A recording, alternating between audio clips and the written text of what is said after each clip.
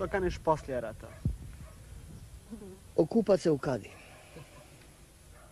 To mi je želja, još se nisam okupao tu 2 mjeseca, mislim baš u Kadi. Stuširao se jesam, ali u Kadi se nisam skupao. A poslije ću uživati u demokratskoj Hrvatskoj ovako. Doći u posjetu, ne znam kako će biti, žena, djeca su u Švedskoj. I tako.